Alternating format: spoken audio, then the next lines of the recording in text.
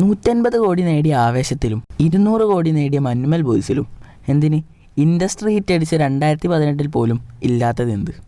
നമുക്ക് നോക്കാം.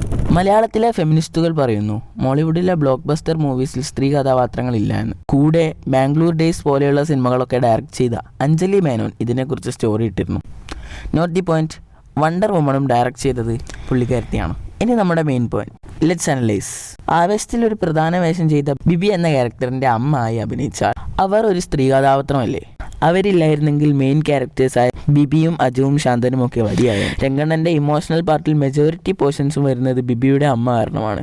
ആൻഡ് ഫിലിമിൽ അത് എനിക്ക് പേഴ്സണലി നന്നായി വർക്കാവുകയും ചെയ്തു. പിന്നെ 2018 ഈ ക്യാരക്ടറും അപർണ ബാലമുരളിയുടെ ക്യാരക്ടറും പിന്നെ അന്വേഷ് കണ്ടെത്തും സിനിമ ബോക്സ് ഓഫീസിൽ വലിയ വിജയമുണ്ടാക്കിയില്ലെങ്കിലും ക്രിട്ടിക്കലി ടോപ്പായിട്ടുള്ള സിനിമയാണ്.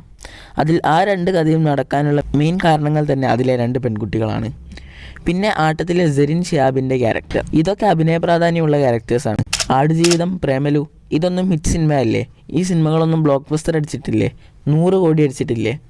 ഇതൊക്കെ ഇത്രയും വലിയ കോൺട്രവേഴ്സി ആകുമ്പോൾ ഞാനിപ്പോൾ ഇവിടെ പറഞ്ഞ കാര്യങ്ങളൊന്നും ഈ പറഞ്ഞവരൊന്നും പറയുന്നത് കേട്ടിട്ടില്ല. എൻ്റെ അറിവിൽ ഈ മലയാളം സിനിമയിൽ ഫെമിനിസം തുടങ്ങുന്നത് 2016 തുടങ്ങിയത് ആക്ട്രസ് പാർവതി തിരുവോത്ത്.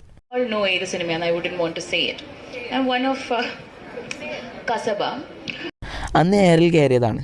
പിന്നെ ടേക്ക് ഓഫിലും വൈറസിലും ഉയരയിലും ഒക്കെ കണ്ടതാണ്. പക്ഷെ അപ്പോഴും എയറിലായിരുന്നു എന്നാണ് എൻ്റെ വിശ്വാസം. പിന്നെ അവർ ഒരു സംഘടന തുടങ്ങി, WCC, വുമൺ സിനിമ കളക്റ്റീവ്. എന്തിനോ വേണ്ടി തിളച്ച സാമ്പാർ.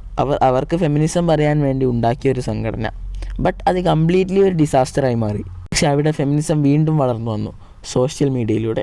ഒരുപാട് YouTubers woke culture, feminism, LGBTQ ടോപ്പിക്കിലൊക്കെ വീഡിയോസ് ചെയ്യാൻ തുടങ്ങി. അങ്ങനെ ഒരുപാട് പേര് ഇതിനെക്കുറിച്ച് അറിയാൻ തുടങ്ങി. അവരും സോഷ്യൽ മീഡിയയിലൂടെ ഇതിനെക്കുറിച്ച് ചർച്ച ചെയ്യാൻ തുടങ്ങി. പിന്നെ പൊളിറ്റിക്കൽ കറക്റ്റ്നെസ് എന്ന സാധനം വരാൻ തുടങ്ങി. ഇതിന് മെയിൻ ഇരയായ ഒരു സിനിമയായിരുന്നു ആനിമൽ. ഈ ഫെമിനിസ്റ്റുകളെല്ലാം കൂടി വലിച്ചേറി ഒട്ടിച്ച ഒരു സിനിമയായിരുന്നു ആനിമൽ. ഈ പറയുന്നവർ അറ്റ്ലീസ്റ്റ് ആ ടൈറ്റിലേക്കൊന്ന് നോക്കിയിരുന്നെങ്കിൽ മനസ്സിലാവുമായിരുന്നു ഇതെന്ത് സിനിമയാണെന്ന്. പോട്ടെ, ആ ട്രെയിലർ ഓർ പ്രൊമോഷണൽ കണ്ടൻസ് എങ്കിലും നോക്കാമായിരുന്നു. എല്ലാം പോട്ടെ, ആ സിനിമ ഒന്ന് ശ്രദ്ധിച്ച് കണ്ടാൽ മനസ്സിലാകുമായിരുന്നു ഇതേതോ പാരലൽ വേൾഡിൽ നടക്കുന്ന കഥയാണെന്ന്. ഇതിലെ മെയിൻ ക്യാരക്ടർ 18 വയസ്സിന് താഴെയുള്ളപ്പോൾ കാർ ഓടിച്ച് സ്കൂളിലേക്ക് ഗൺ കൊണ്ടുവരുന്നു. വലിയൊരു ബിൽഡിങ്ങും അതിലുള്ള 100 ആളുകളെയും മെഷീൻ ഗൺ വെച്ച് കൊല്ലുന്നു. ഫുൾ ബ്ലഡി വാറാവുന്നു. എന്നിട്ടും അവിടെ ഒരു പോലീസും ഇല്ല, കോടതിയില്ല, ഒരു മണ്ണാങ്കട്ടയില്ല. പിന്നെ ഫെമിനിസം സിനിമകളിലൂടെ കാണിക്കാൻ തുടങ്ങി.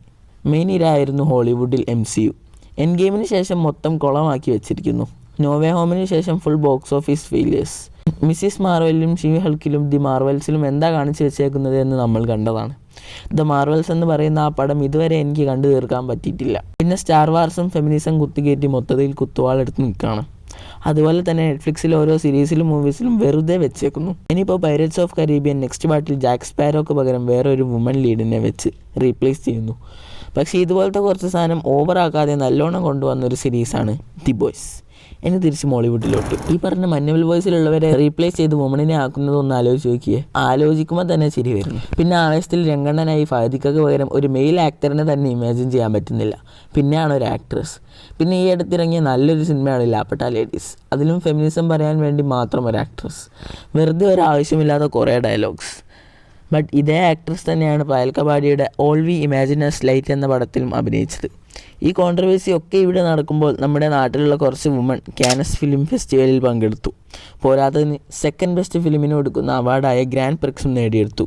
ആ പണം ശരിക്കും ഏത് ലാംഗ്വേജ് ആണെന്ന് അറിയില്ല.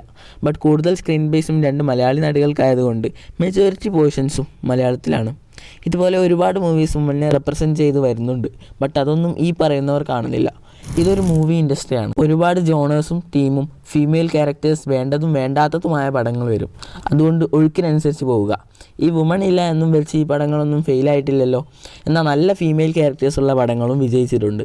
സോ പടത്തിന് ഡിമാൻഡ് ചെയ്യുന്നതേ ഒരു പടത്തിൽ വെക്കാൻ പറ്റുള്ളൂ. ഇപ്പോഴാണ് നിഖില ചേച്ചിയോട് ഒരു റെസ്പെക്റ്റ് ഒക്കെ തോന്നുന്നത്. പക്ഷെ ഇപ്പം ഈ പറയുന്ന പോലെ ആവേശം പോലുള്ള സിനിമകളിൽ നമ്മൾ വെറുതെ ഒരു സ്ത്രീ കഥാപാത്രത്തിനെ കൊണ്ടുപോയി വെച്ചിട്ട് അവരവിടെ വെറുതെ നിന്നിട്ട് പോകുന്നതിലും നല്ലതില്ലാതിരിക്കുകയല്ലേ.